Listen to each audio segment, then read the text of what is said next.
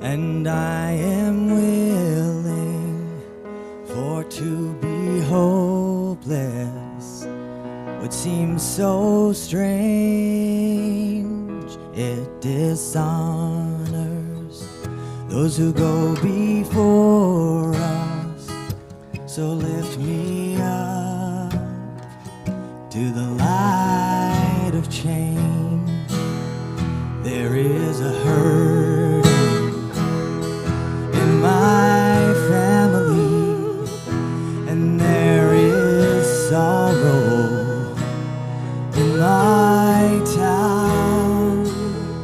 There is a panic all across the nations, and there is wailing the whole world round. But I am open, and I am willing for to be hopeless would seem so strange. It dishonors those who go before us, so lift me up to the light of change. May the children see more clearly, and may the elders be more wise. May the winds of change caress us, even though they burn our eyes. But I am open, and I am willing for to be hopeless would seem so strange. It dishonors those who go before us, so lift me up to the light of change.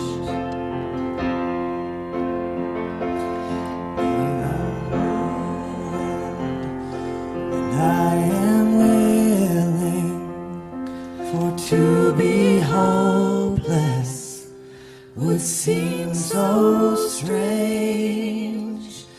It dishonors those who go before us, so lift me up to the light of change.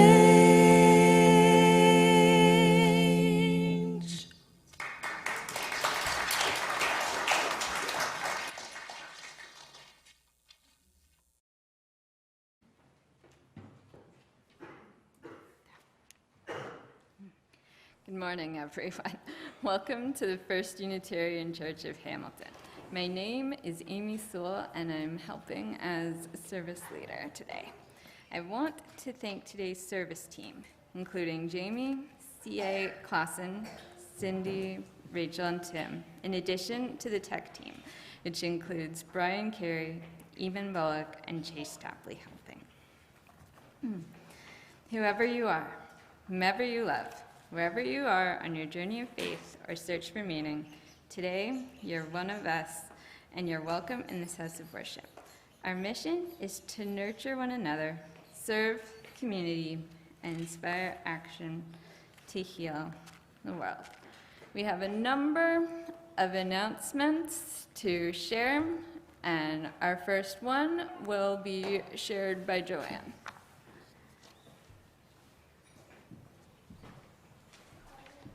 Thank you, Amy.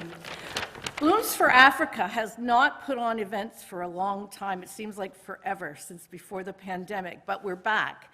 And we're starting with the book exchange, which was a popular one with the congregants here. And because there's so many new congregants, which we're thrilled about, I wanted to answer the many questions that are coming our way about the book exchange. Book exchange, you're going to not go to your attic, not go to the depths of your basement to find the moldy books that have been there forever. We would like you to choose 6 or more books that are current or timeless, that you have loved reading and you want to pass on to others. You will bring to the church those 6 or 8 books on Saturday, the 13th, and you'll come in the door, you'll hand them to somebody, and there'll be runners that are putting them in aisles of books under categories, and then you can travel through those aisles and pick out 7 books that you haven't read or more. We always have way more books than that are needed, so you can go away with bags full. And I do tell you, it would be great to bring your books in a bag and take them away in a bag. Just makes it a lot easier than carrying in big boxes. If you're unable to come on the 13th, though, the Blooms team will be here on the 12th from 3 o'clock till about 7 in the evening to accept books that you just want to simply donate. And that's always great to have as well. However, we can't have you then looking through the aisles that are set up and taking away, because it has to be fair to everyone, right? Oh? That ruins your whole plan, Walter? I'm sorry. I think you might be alone. Okay, I'll keep that on mind, all right, as they start coming in. All right, once you then have chosen your books, you come through into the foyer, where we will have a cafe, where you can have coffee and a sweet, chat with your friends, look at each other's books. And then as well, in the corner, we will have Anne Craig Howard's famous jewelry. Yes, you all know, at ridiculously low prices. You can start your Christmas shopping if you want to. And also, Pat Dickinson will be selling the very last few of her memoirs that are left. So that's great to have the 2 of them as well, that you can visit while you're having your coffee at the same time. The entry fee is a suggested entry fee of $15 for the entire event, and all the proceeds will go to the Stephen Lewis Foundation Grandmothers Campaign. The campaign now is supporting African grandmothers' community projects as they still continue to raise and support their grandchildren into adulthood.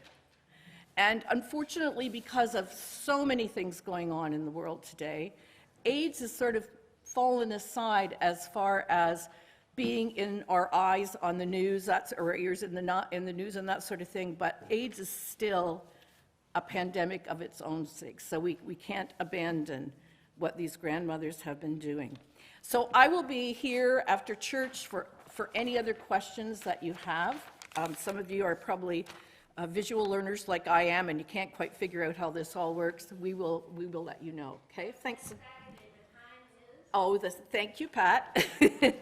The time is, that's new for us, 9 in the morning, 9 o'clock to 12, so it's a shorter period of time, okay? And you can, so you can come and have your coffee, get a book, and then go and do your grocery shopping, whatever you need. Thanks, Pat.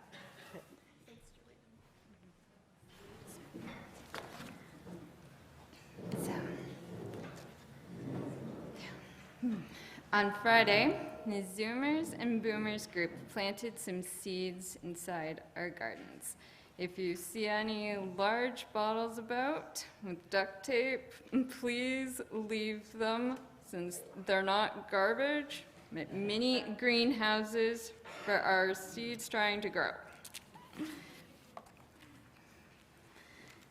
In response to the latest text message scam that impersonated Reverend Jamie and asked for a gift card, we will run a scam prevention information session run by Senior Support Officer Constable A. Lala of the Hamilton Police Service. It will be run after church today inside Sanctuary. There. All are encouraged to stay and learn valuable information about how to prevent becoming impacted by a scam.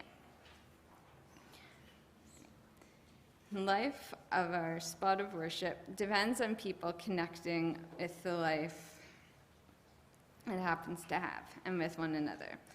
Our visitor and congregation engagement team helps people to connect and engage. If you're curious about what else the VCE team does, come to the open house. It's an in-person event run on the 21st of April inside Sanctuary once worship has finished, and a virtual Zoom edition run on the 1st of May at 7. Newly reformed aesthetics team at First Unitarian Church of Hamilton is conducting an informal census concerning an important matter. We'd like to get some about possibility of kicking off a slate of new changing art shows at 170 Dundurn starting in the fall. Future shows could include one-person art shows, item for sale or otherwise, for periods extending to as many as 3 months, with announcements in all church email. Possible juried exhibitions, perhaps with themes around areas of UU interest. If you're interested in exhibiting your work at all, sketches, paintings, or prints, come give any input, comments, or ideas concerning the above. You're welcome to contact Louise McKinney about it. For any additional information and to sign up, have a look at the webpage and our weekly ACE, which is always sent on Thursday.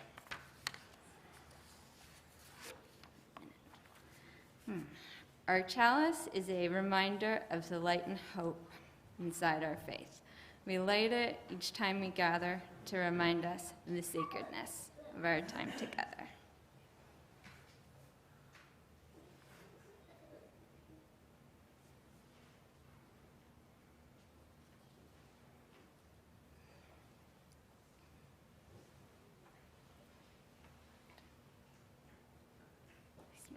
You're welcome.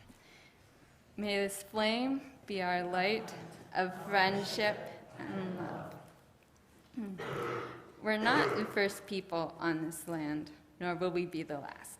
We acknowledge our connections to the web of all existence, honoring past and preparing for the future. Stewardship of the original inhabitants who lived here generations ago preserved it for our generation today. We seek to be respectful stewards of this space for those who come after us. May we do as best we can to let go as we come together for worship. Let go of all that binds us, of all that burdens us, of what we carry, of all that shames us, of fear, of trespasses and transgressions, of woundedness. Let go of guilt. Let go of anger. Let go of small-mindedness and pettiness, of ways of being that no longer work for us, of compulsions that consume our living. Let go of what we cannot change. Let go of regret, of that which haunts us. Let go of pain. Let go of ways in which we miss the mark. Let go. Our first hymn will be 151, I Wish I Knew How. Please rise as you can and/or as you want.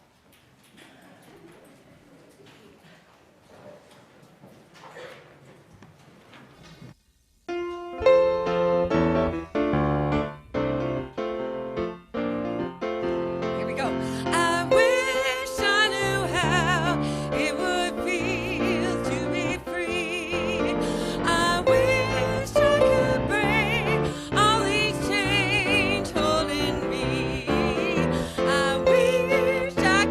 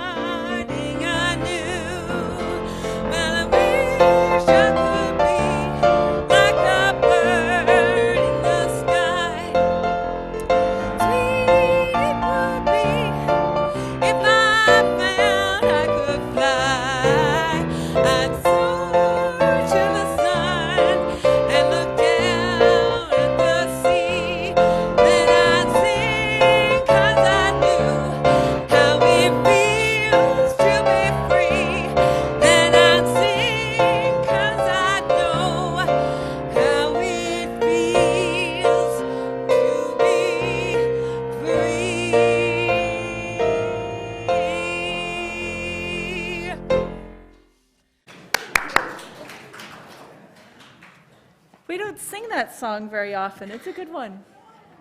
Good morning. It's good to be with you again on this beautiful Sunday. My name is Reverend Jamie Boyce. My pronouns are she, her, and I'm delighted to be with you once again. Today is a special day. I know I say that a lot, but today really is a special day. Today we are fortunate to welcome 2 new members to our community. Membership in this beloved community comes with gifts and privileges, opportunities to participate in the democratic governance of our congregation, rites of passage offered freely by the office of the minister. This includes marriages, commitment ceremonies, baby dedications, celebrations of life, and any ceremony that recognizes the thresholds and changes in our lives. Membership is an invitation to be in covenantal community, to share your gifts with the congregation, changing us forever. Today, we are lucky to welcome Eris Noble and Jane Edworthy into covenantal community today and to celebrate them as beloveds among us. Eris Noble shares, "I love helping people, animals, and making people smile. My favorite colors are blue and black. I'm an avid gamer and have an insatiable thirst for knowledge. And I play 2 instruments by ear." Eris, you are in good company here. We have this magnificent music group and wonderful, wonderful people among us. Jane shares, "I am a retired teacher who is always interested in learning. I love walking, observing, and learning about human behavior and collecting quotes." You are welcome among us. Jane, is Jane with us today? I wasn't sure. Perhaps Jane, I know Eris is joining us online. Perhaps Jane is joining us online too. And let's join with our words of affirmation for our new members.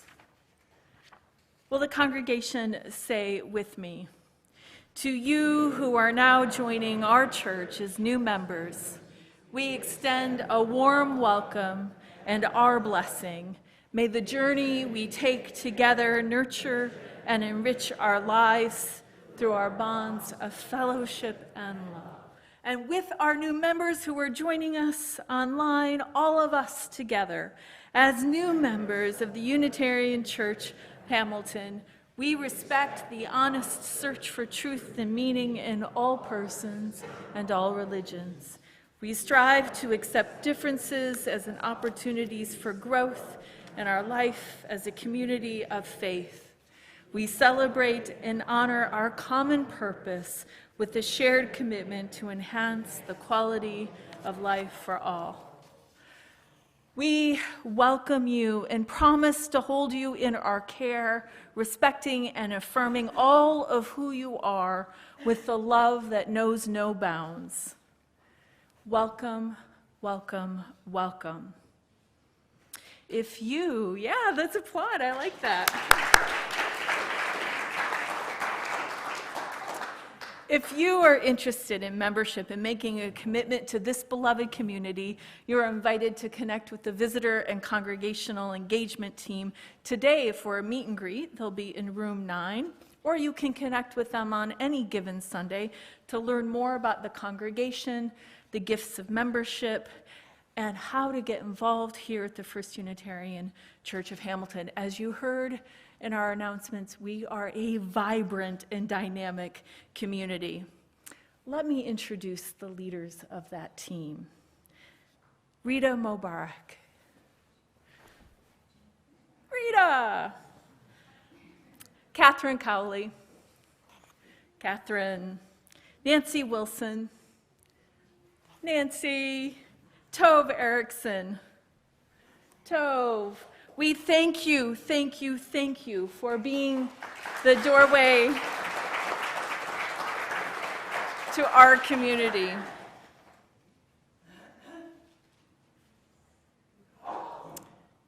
Without you, the journey to belonging would never begin. Thank you so much, and I invite Tim for our story. Good morning. My name is Tim Versteeg. I am the religious educator here. My pronouns are he, him, and our story for all ages today is Memoirs of a Goldfish. One of my favorites. Day 1, I swam around my bowl. Day 2, I swam around my bowl twice. Day 3, I swam around my bowl. I thought about taking a nap, but fish don't sleep. So I swam around my bowl. Day 4, I got some company today. I don't like the looks of him one bit. He doesn't say anything, he just bubbles. Day 5, Mr. Bubbles still hasn't said a word. He just looks at me. I said hello today, and he said, glug. He's creepy. Day 6, today my bowl looks like a garden. There are a bunch of plants in here now. I guess I'll have to water them. Great. Day 7, Mr. Bubbles and I now have company. He's a snail. He says his name is Mervyn, and he likes to eat the slime off the inside of the bowl. He's disgusting. Day 8, things are getting very crowded. While watering the plants, I met a crab named Fred. I offered him my fin, and he nearly cut it off. Even Mr. Bubbles is afraid of him. Fred says I should stay on my side of the bowl. Look, I said, the whole bowl is my side of the bowl. He snapped his claw, and Mervyn fainted. I gotta get out of here. Day 9, that does it. My bowl now contains a sunken pirate ship, 2 guppies named Rhoda and Clark, and an angelfish named Cha-Cha who says she's from Hollywood. I can't turn around without bumping into something. At least Mervyn is happy. There's more gunk on the side of the bowl every day. Day 10, this is ridiculous. I was trying to find room for a swim today when Rhoda and Clark told me that they're going to have babies soon. Like there's room for that. Fred knocked Mr. Bubbles over and he became tangled in the plants. Cha-Cha said she couldn't help with Mr. Bubbles, but needed me to apply her sunscreen. The sides of the bowl are covered in slime, and Mervyn says he's too full to eat anymore. Yuck. Day 11, I'm a nervous wreck.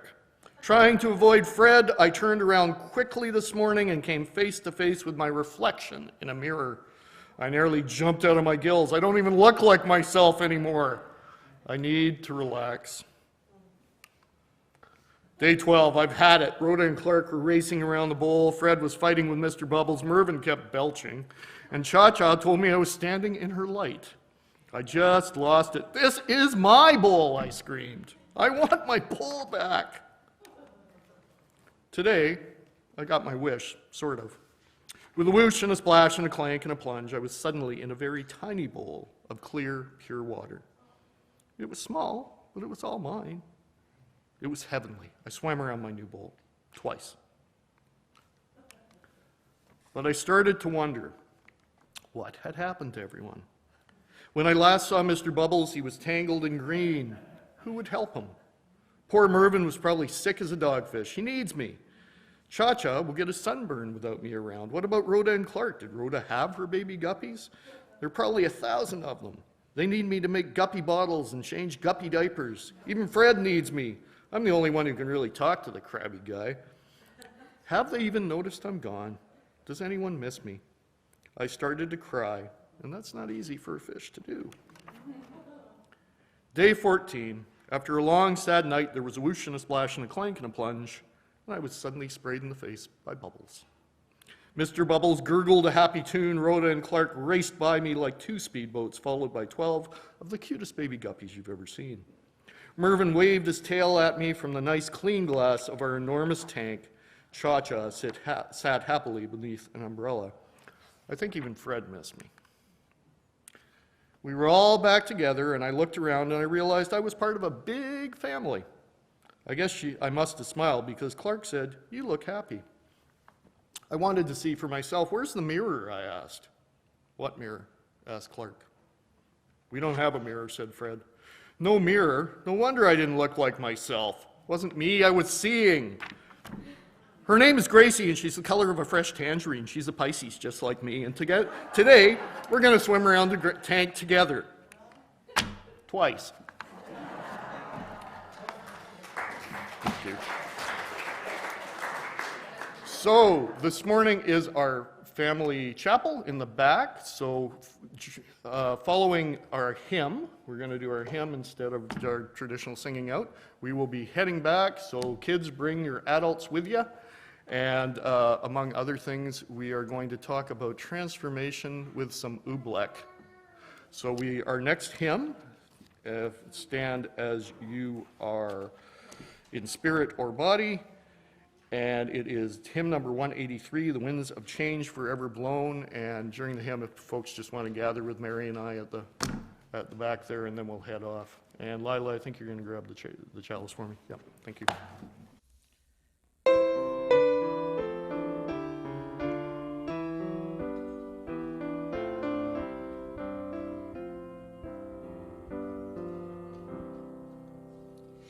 The wind of change forever blown across the tumult of our way. Tomorrow's unborn griefs depose the sorrows of our yesterday.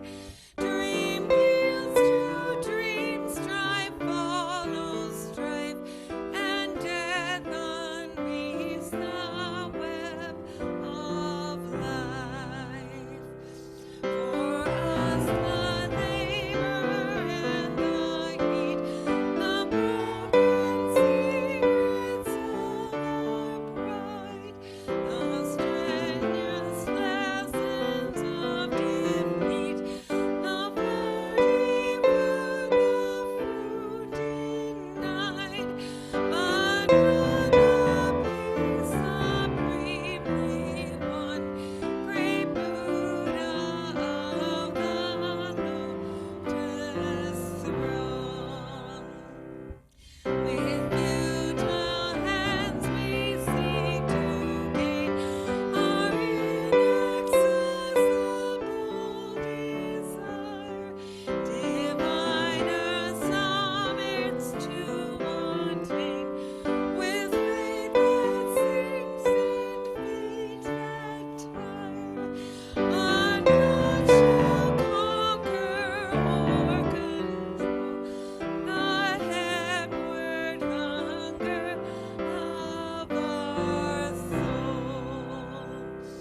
The end elusive and afar still lures us with its beckoning flight, and our immortal moments are a searching of the infinite. How shall we reach the great unknown nirvana of your lotus throne?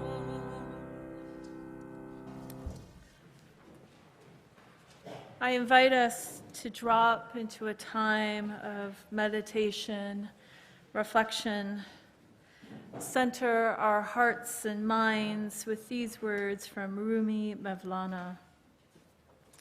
Let us rest in our bodies this morning, feeling our breath rise and fall, noticing the very ends of our fingertips, feeling the quiet, holding us safely on this beautiful morning.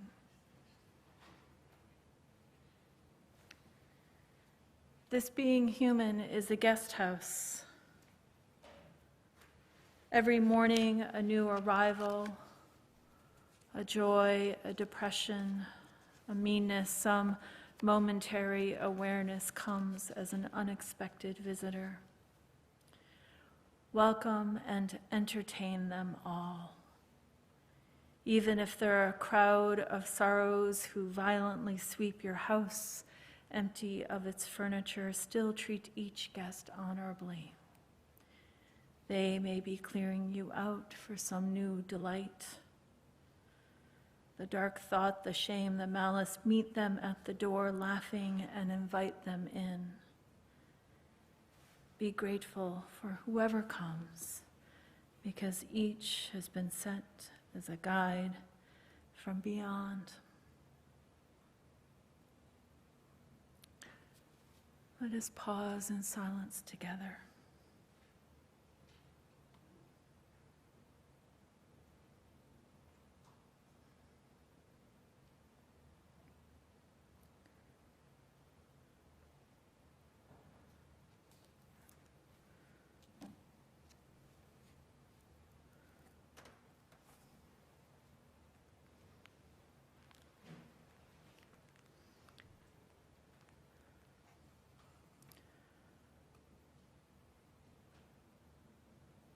As you feel called, you're invited to light candles of community, each flame holding a joy, a sorrow, a care, or a concern among us.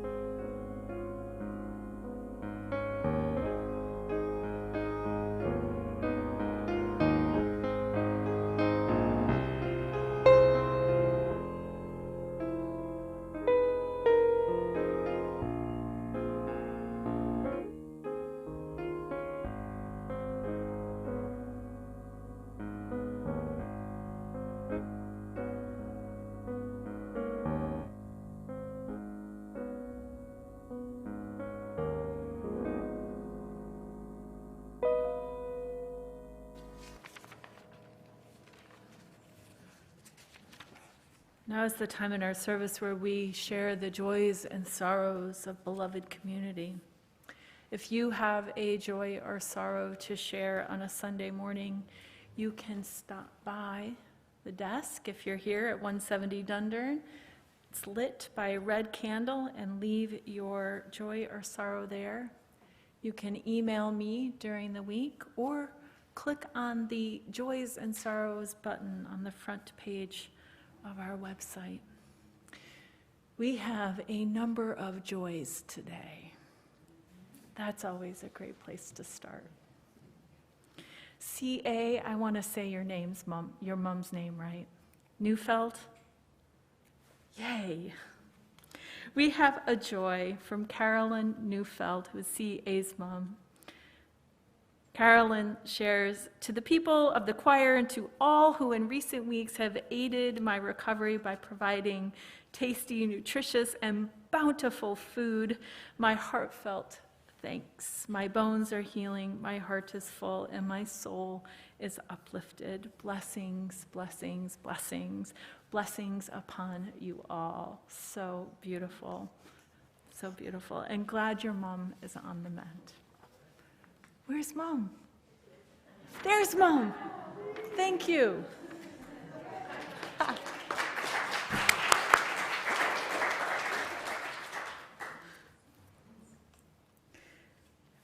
We have a message from Sam Campanella from Eva Rothwell. This was shared with us last week, Easter weekend, and it's a message of holiday gratitude from Sam.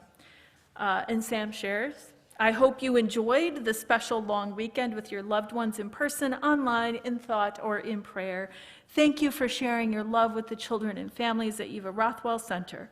Your continuous support to break the cycle of poverty and working towards making a difference in a child's life is greatly appreciated. Thank you. This is the work of the congregation making a difference in the world, and that deserves a celebration too. Finally, I have a joy to share. Yeah, people have been curious. I am happy to share that I've been invited as the candidate for settled ministry at the Unitarian Universalist Fellowship of Durango, Colorado. The city is nestled in the San Juan Mountains in Animas River Valley in southwestern Colorado. They are proud to have sunshine 300 days a year, which is different than our situation here. During my visit in March, I encountered a congregation that is excited about creating communities of belonging for people of all ages, reaching out into the wonderful city of Durango and beyond to the Four Corners area of New Mexico, Arizona, Utah, and Colorado with our Unitarian Universalist values. Needless to say, I fell in love with the beautiful landscape and the possibilities for a wonderful shared ministry. My last Sunday with you will be on June 9th, which will be a service in celebration of this wonderful interim ministry. It has been a really wonderful shared ministry, and I am so grateful. We will, after that service, have a very modest party in the garden, so I hope you will save the date in your calendar for that. And I look forward to celebrating with you in June. Yeah, thanks.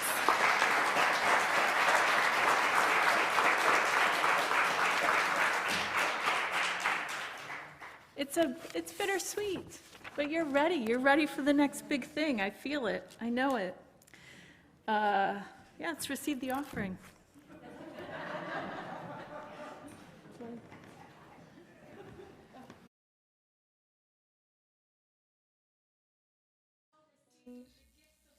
I invite you to give generously, joyously of the love born of this beloved community.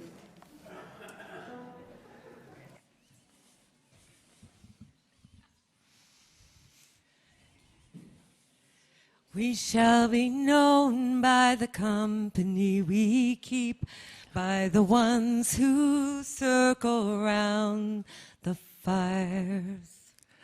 We shall be known by the ones who sow and reap the seeds of change alive from deep within the earth. It is time that we thrive. It is time we lead ourselves into the well. It is time now, and what a time to be alive. In this great journey we shall learn to lead in love. In this great journey we shall learn to lead in love. We shall be known by the company we keep, by the ones who circle round to tend these fires. We shall be known by the ones who sow and reap the seeds of change, alive from deep within the earth. It is time now. It is time now that we thrive. It is time we lead ourselves into the well. It is time now, and what a time to be alive. In this great journey we shall learn to lead in love. In this great journey we shall learn to lead in love. We shall be known by the company we keep, by the ones who circle round to tend these fires.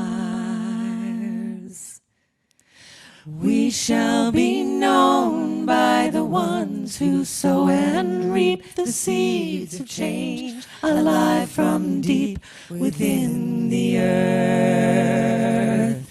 It is time now. It is time now that we thrive. It is time we lead ourselves into the well. It is time now, and what a time to be alive. In this great journey we shall learn to lead in love. In this great journey we shall learn to lead in love. In this great journey we shall learn to lead in love.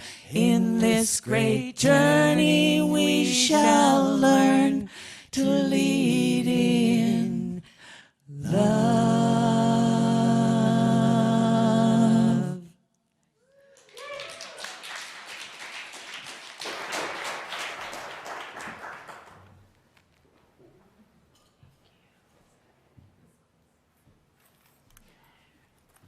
We are grateful for your gifts today and always. Our theme this month is transformation. And I decided, perhaps you're not surprised by now, to know that I decided to come at this from a little bit of a different angle. This morning I want to talk about hospitality. It's been a long time since I've spoken about hospitality here at First Hamilton, although I think we talk about it indirectly all the time in our congregations. It's there lurking as an undertow in our discussions about growth, diversity, inclusion, and the future of Unitarian Universalism. I appreciate these conversations in all the ways that they show up. For me, they are foundational and essential to my call to ministry. For years, I worked as a membership professional at 2 Chicago congregations, and a key component of that work was developing practices of hospitality. We borrowed, at the time, from evangelical Christian communities, a sensibility of radical hospitality. It's a tradition rooted in monastic history that found a rebirth in the 2000s as religious life shifted and church pews emptied out across North America and panic set in about the future of religious life. In response, there was a frantic search for ways to make faith relevant again, to refill the pews. One idea that emerged was simple: reinvigorate the ancient spirit of hospitality, the radical acceptance of others as a path towards fulfilling God's call. Lonnie Williams Pratt and Father Daniel Homan write in Radical Hospitality, Benedict's Way of Love, the phrase radical hospitality refers to the activities and desires that inspire individuals and communities to welcome those who are unlike themselves. And maybe this is a good time to recall that radical means root, and I hear these authors considering how radical hospitality is all about living into the root of one's faith and what it means to put that faith into action and into relationship. And for a long time, I didn't much stumble over this curious word radical that is attached to the work of hospitality. It was easy to let it slip by and not notice how it circulates as an artifact of who we are as Unitarian Universalists. What is it pointing to about the practice of hospitality for us? What is radical about radical hospitality for Unitarian Universalists? I remember as a kid my mother talking about radical politics as she shuffled me and my brother from meetings in church basements to protests to vegetarian potlucks. The radical politics of my mother didn't really seem to have anything to do with radical hospitality, but there it is. The word haunting me, haunting us, as we shift from 1980, let's say, to 2024. For my mother and the new left political climate of the 1970s, there were distinctive tones of reinvention of the progressive political narrative that had emerged out of the 1960s. The feminist critique of culture and economy was alive in my mother's activism, one that took on a particularly ecological bent. This was best embodied by my blushing embarrassment at school lunch as I pulled a grainy peanut butter and honey crumbly whole wheat bread sandwich out from recycled bread bags. Of course, we bought it all from the food co-op where my mom volunteered weekly. The radical in the new left of my childhood was one in which the personal was political, and there was a sincere attempt at the reorganization of our social and economic relations, an attempt to get to the root of injustice and oppression. You can see that I survived my childhood embarrassment. Not only did I survive, but I was gifted with an understanding of how the world could be. I witnessed the very best in people. While I don't consider my politics radical in the same way my mother did, and still does, I do consider Unitarian Universalist communities stewards and creators of a radical vision of love and justice. The legacy of the new left politics of my mother, for me, is a tradition in which white progressive feminism is decentered and upended by critiques of equity-seeking people who were erased and marginalized from the political imagination of the new left. These critiques and conversations are an ongoing opportunity to welcome continuous dislocation and change, to live into more inclusive possibilities for the world. It doesn't hurt to reorganize our lives, to throw open the doors, and to allow for some great clearing out, cleaning out, allow for transformation of ourselves and the world. I have noticed over the years in myself and in Unitarian Universalist spaces a posture that is a bit like goldfish, skeptical about change, resistant even, and at times downright grumpy.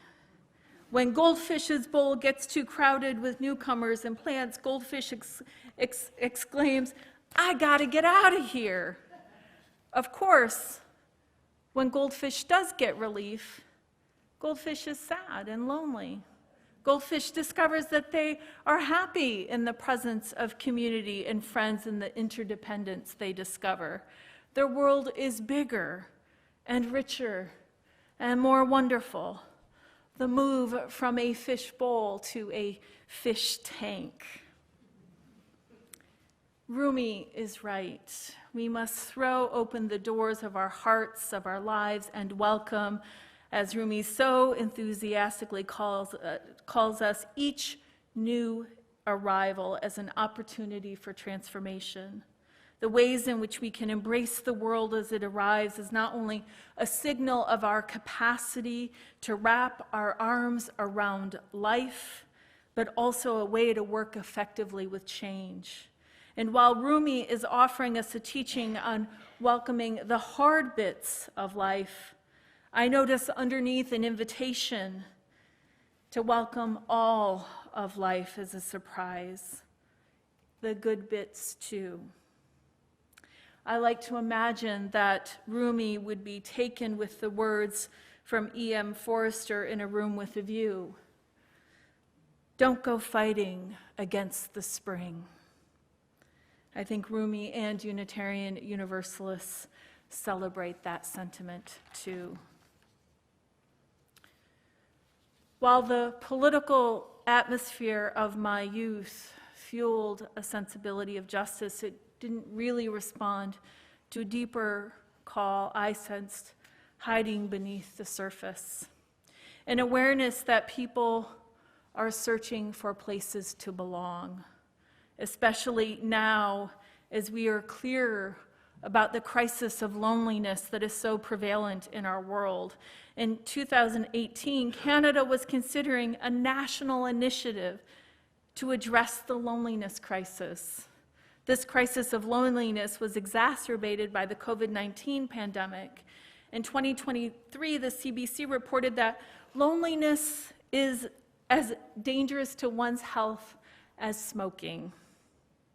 The data in the United States is similar, with National Public Radio reporting in May of 2023 that loneliness is an epidemic.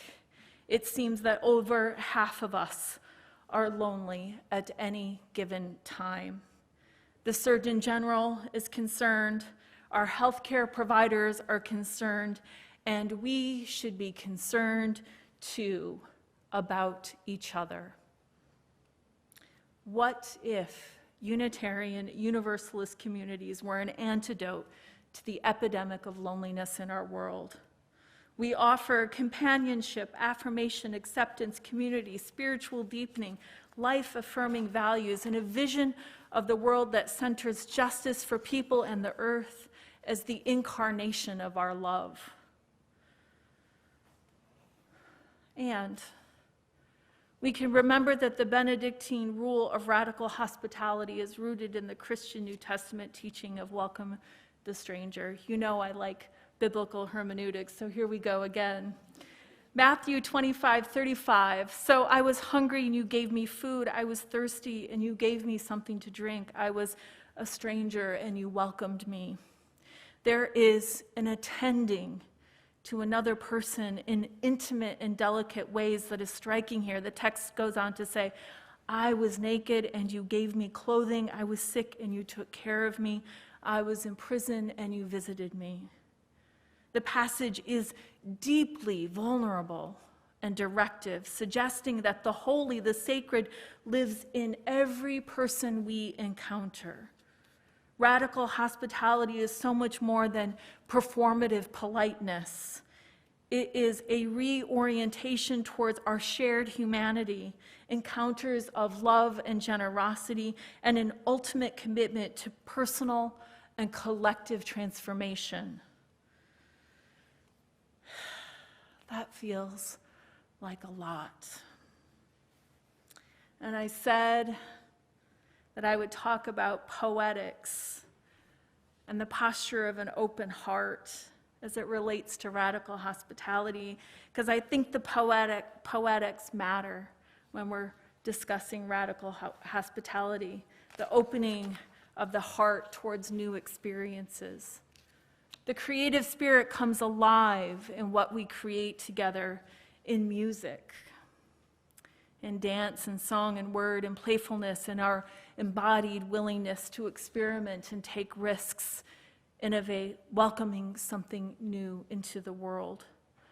Each creative act is an act of radical hospitality, an opportunity to welcome inspiration, change, and the transformative power of love. One of the things I love most about Unitarian Universalist communities is how alive they are with the spirit of creativity. It thrills me when I witness that here at First Hamilton. This morning we heard the gorgeous music that is present here weekly.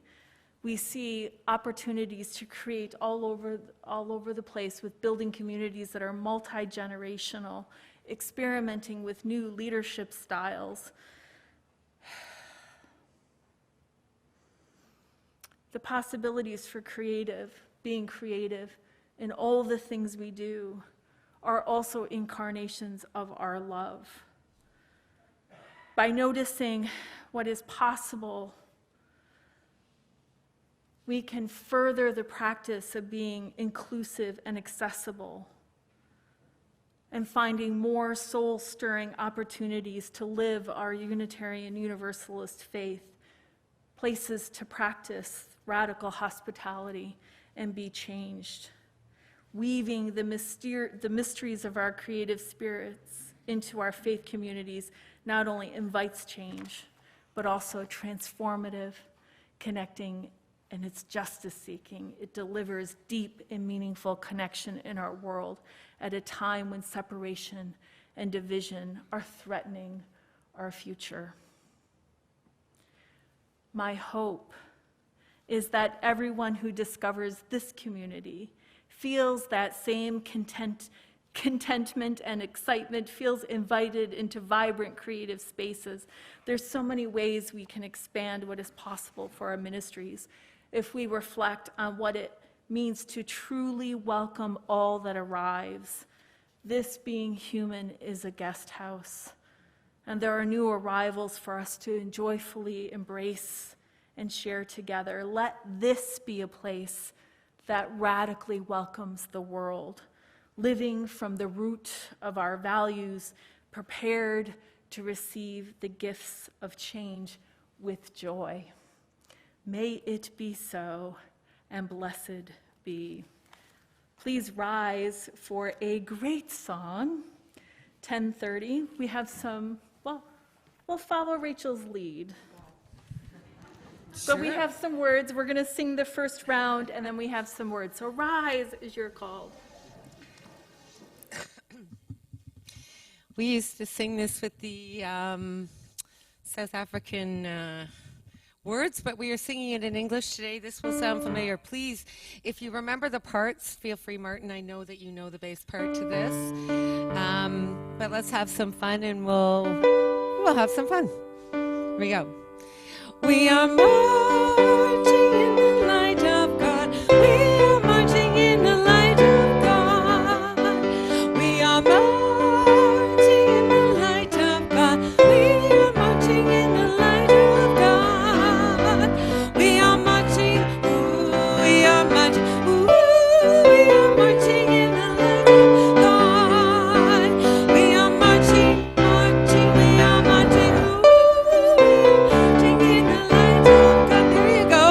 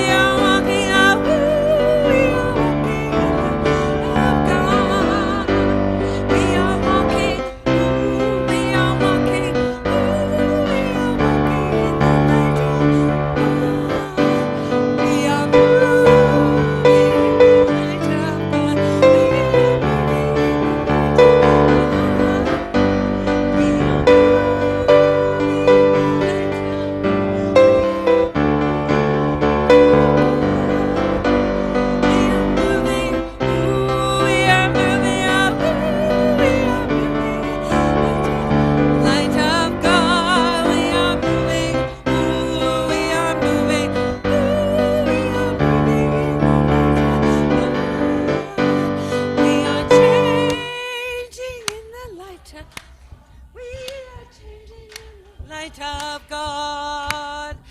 We are changing in the light of God.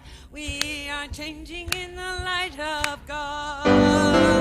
We are changing, oh, we are changing, oh, we are changing in the light of God. We are changing, oh, we are changing, oh, we are changing in the light of God.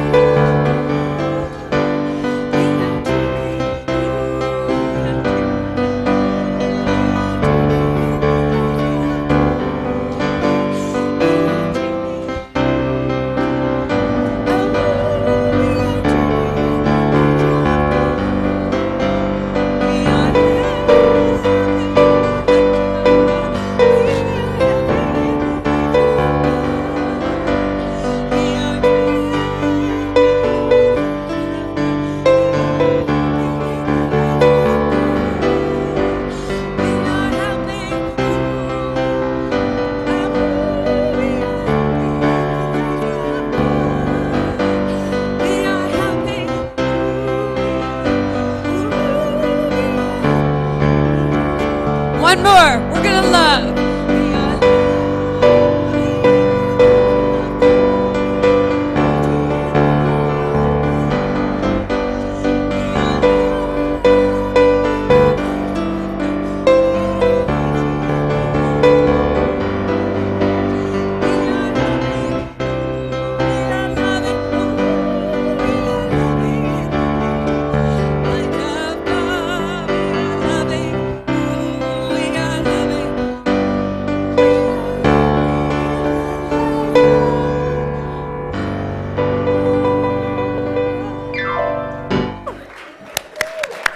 Thank you. Go, beloveds, nourished in spirit, renewed by community.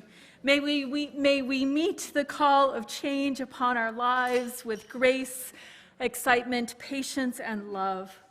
We extinguish our chalice, but not the fire in our hearts until we meet again, which is directly following this service.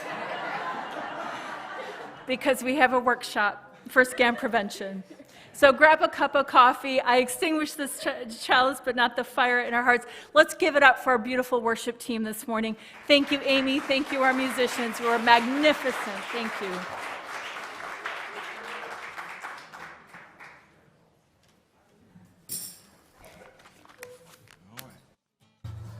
It's getting a little bit serious. We have a tambourine in the house. Oh, Jesus, I love you, and I love Buddha too. Rama, Krishna, Guru, Dev, Tao Te Ching, and Mohammed. Why do some people say that there is just one way to love you, God, and come to you? We are all a part of you. You are unnameable, you are unknowable. All we have is metaphor. That's what time and space are for. All right. I love you and Buddha too. Oh, Jesus, I love you, and I love Buddha too. Rama, Krishna, Guru, Dev, Tao Te Ching, and Mohammed. Why do some people say that there is just one way to love you, God, and come to you? We are all a part of you, all right? All right. All right. I love you and Buddha too. I love you, Jesus. Gotta say, I never thought I'd be singing that in church again. I love you, Jesus. It's all right. And Buddha too. And Buddha too. And Buddha too. I love you and Buddha too. All right.